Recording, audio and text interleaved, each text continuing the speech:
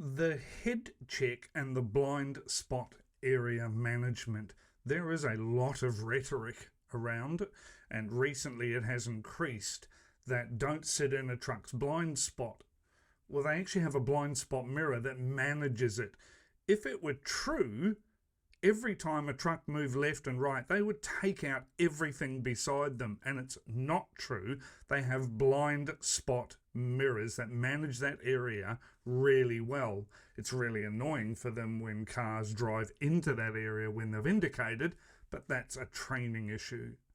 Why are cars not fitted with the same blind spot mirror that effectively manages that area? Why are drivers forced to do a head check that takes their eyes off the road for longer and sees less?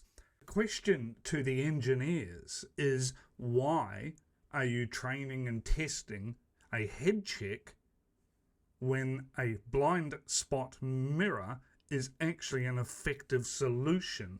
And why is it not fitted to every car? You put bells, whistles, beeps, and all sorts of weird and wonderful things, but none of them actually show you what and where the vehicle is when it's in that alleged blind spot area. So we have the 3-inch blind spot mirrors on our car, and what you're about to notice is the vehicle is always available in the blind spot until it's actually beside me. So here we have some examples. I can still see it in the blind spot mirror and beside me. Another one, I can see them in the blind spot mirror and beside me. What it also shows is that area down where the rear wheel is. There's another vehicle, still see him in the blind spot, and here he is actually beside me. So it effectively manages the blind spot. People talk about the A pillar and the B pillar, and yes, internal issues are that pillar, which actually covers a blind spot, but it's not a vehicle close. It would be a vehicle coming from right or left far away, because the size of the vehicle needs to fit into the A pillar.